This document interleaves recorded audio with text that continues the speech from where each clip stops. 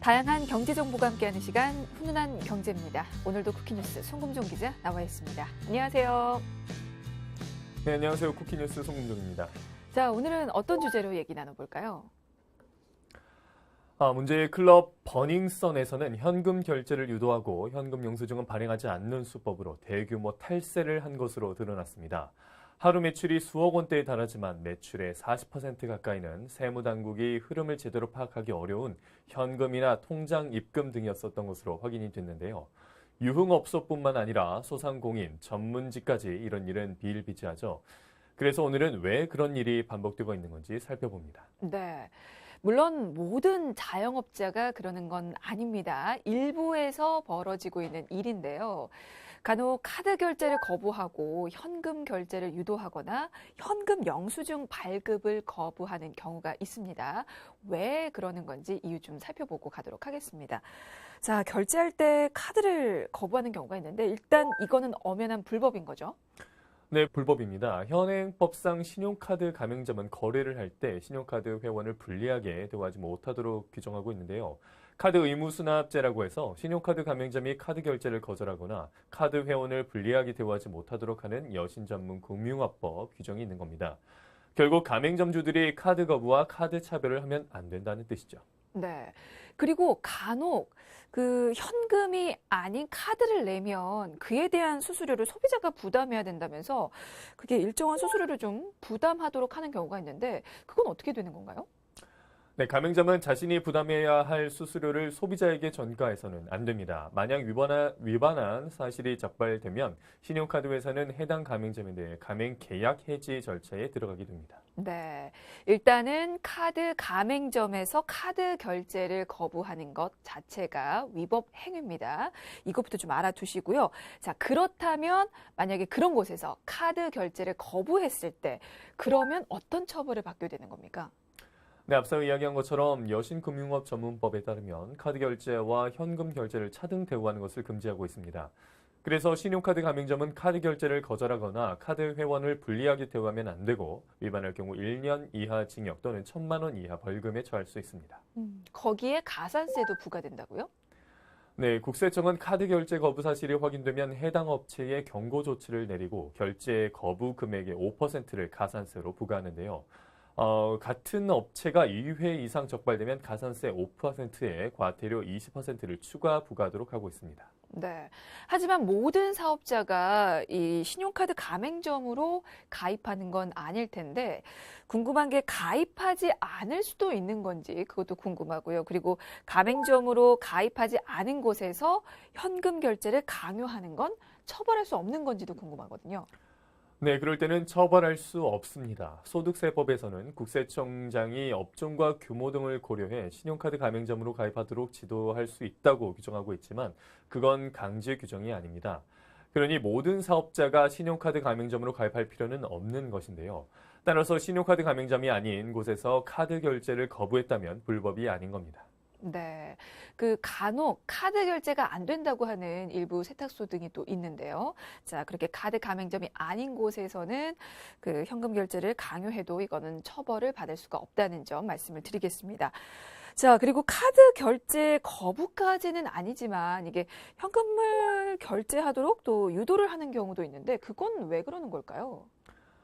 네, 종합소득세 신고 시 소득을 줄여서 낼 세금을 줄이려는 의도가 있을 수 있습니다. 물론 모든 경우가 그렇다는 건 아니지만 소득 탈루의 가능성이 있기 때문에 현금 결제 유도는 국세청의 감시망에 포착될 수 있습니다. 네. 그렇게 현금 결제를 유도하고 현금 영수증 발급을 거부하는, 자, 그게 곧 탈세라는 의혹이 또 있는데요. 실제로 카드 결제 거부와 현금 결제 유도, 그리고 현금 영수증 발급 거부는 탈세로 이어지는 경우가 많다고 들었어요. 네, 탈세란 신고해야 할 소득액을 축소해서 내야 할 세금보다 적게 납부하는 것을 말하는 것이죠. 실제로 탈세 행위 중에서도 가장 흔한 것이 점포의 카드 결제 거부입니다. 정확한 수익을 숨기기 위해서 고객에게 카드 단말기가 없다며 계좌 이체나 현금을 내도록 한다든지 현금 결제 시에만 할인이 적용된다는 등의 이유를 대며 현금 결제를 유도하는 건데요. 이렇게 현금 결제를 유도한 경우 현금 영수증을 요구하면 돌아오는 조건은 카드 결제와 같습니다. 네. 자, 좀 자세한 예를 들어보도록 하겠습니다. 최근에 논란이 일고 있는 클럽 버닝썬 같은 경우 그런 식의 탈세 혐의를 받고 있죠? 네, 그렇습니다. 클럽 버닝썬의 매출표를 보면 지난해 3월 16일 현금으로만 1,322만 원, 통장 입금 340만 9천 원 등 총 1,600여만 원의 현금 매출을 올린 것으로 되어 있는데요.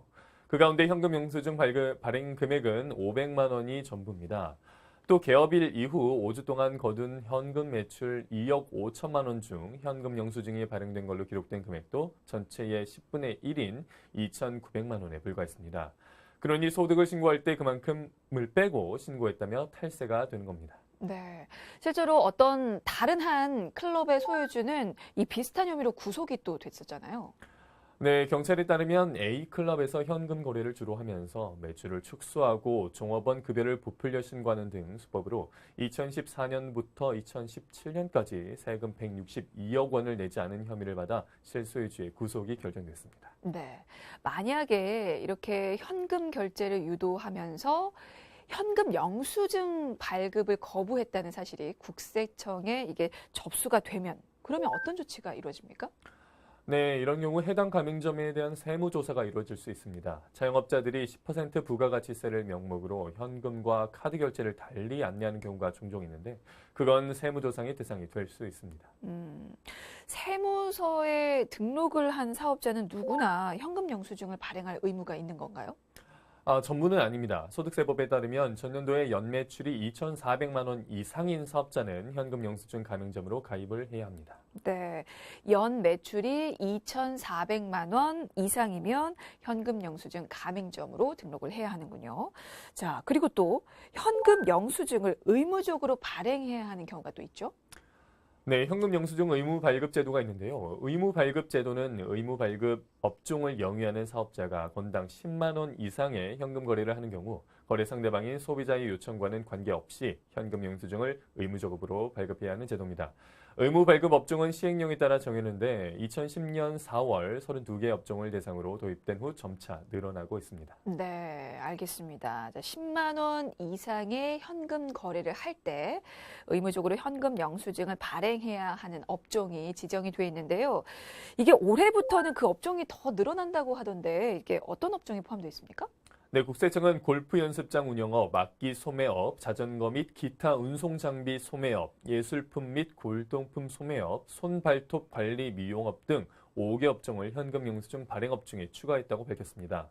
이로써 의무 발행 업종이 기존 64개에서 69개 업종으로 확대됐고 의무 발행 업종 사업자가 7,700명 가량으로 늘어났는데요.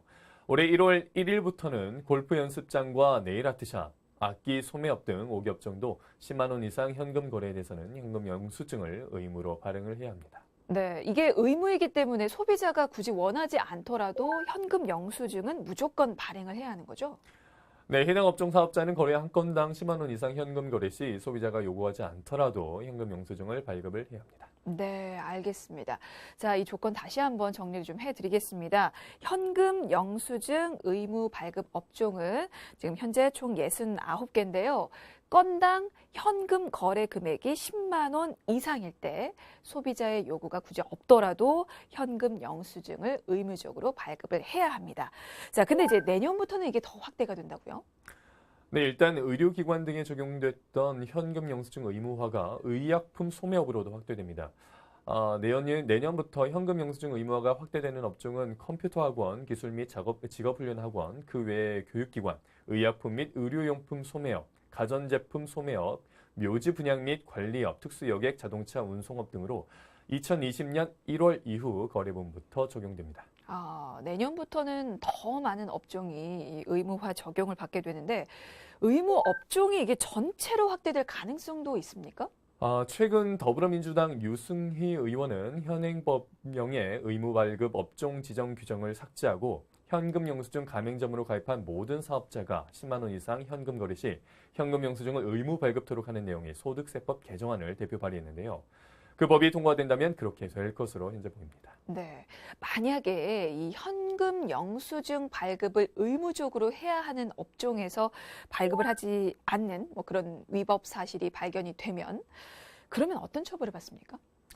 네, 부가가치세를 포함한 영수금액의 50%가 과태료로 부과되는데요. 올해부터는 거래대금의 20%에 해당하는 가산세가 부과되고요.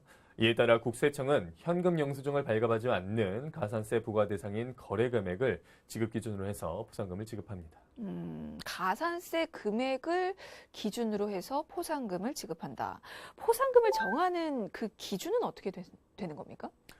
네, 현금 영수증을 발급하지 않는 금액이 5만 원 이하일 경우 포상금은 1만 원, 5만 원 초과 250만 원 이하일 경우에는 현금 영수증을 발급하지 않은 금액의 100분의 20에 해당하는 금액을 포상금으로 줍니다. 또한 250만 원 초과일 경우에는 50만 원이 포상금으로 지급되는 겁니다. 네, 이게 거래대금의 20%에 해당하는 가산세가 포상금의 기준이 되는 거긴 한데요. 금액에 따라서 또 한도가 정해져 있는 거죠? 네, 포상금으로 지급할 금액 중 1,000만 원 미만의 금액은 없는 것으로 하고 동일인에게 지급할 수 있는 포상금은 연간 200만 원을 한도로 하는데요. 같은 거래를 나누어서 신고하는 경우에는 합산의 거래 한 건당 포상금 한도액을 계산하면서 동일인에게는 연간 지급할 수 있는 포상금 한도액은 신고 일자를 기준으로 신고 연도별로 계산하게 됩니다. 네, 이 국세청에서 현금 영수증을 발급하지 않은 금액에 따라서 포상금을 지급해 준다는 사실 모르시는 분들 사실 상당히 좀 많으실 것 같은데요. 자, 이 기회 통해서 좀 알아두시는 것도 좋을 것 같고요. 또 실제로 지급된 포상금 액수도 상당하다고요. 네, 국세청이 공개한 2018년 국세통계연보에 따르면 지난해 현금 영수증 발급 거부와 미발급에 대한 신고 포상금은 총 6,876건, 14억 2,700만 원이 지급됐습니다. 현금 영수증 발급 거부 신고 포상금은 지난 2015년 1,697건, 1억 7,500만 원에서 2016년 2,367건, 1억 9,700만 원에서 2017년 2,709건, 2억 800만 원으로 늘었습니다. 네, 이게 포상금 지급액이 어마어마하다는 건 바꿔서 말하면 현금 영수증 발급을 거부하거나 아니면 이제 미발급해주는 경우가 굉장히 많다는 뜻인데요. 실제로 변호사나 의사 같은 전문직들이 현금 영수증을 거부하는 경우가 많다면서요. 네, 자유한국당 박명재 의원이 국세청에서 받은 자료에 따르면요. 현금 영수증 발급 의무 위반으로 의사와 변호사 등 전문직에 부과된 과태료는 2017년 6억 6,900만 원을 기록했습니다. 2016년 2억 2,200만 원에 비하면 무려 3배 이상으로 급증한 건데요. 국세청으로의 현금 영수증 미발행 신고 건수도 2012년 2,501건에서 2017년 8,180건으로 무려 6년간 3배 이상으로 늘었습니다. 네, 사실 예전보다 많이 줄기는 했는데요. 아직도 카드는 거부하고 현금만 받겠다는 분들 아직도 계십니다. 사실 그런 경우는 일종의 세금 탈루라는 사실, 불법이라는 사실 꼭 기억을 해두시면 좋을 것 같습니다. 자, 오늘 훈훈한 경제는 여기까지고요. 지금까지 쿠키뉴스 송금정 기자였습니다. 고맙습니다. 고맙습니다.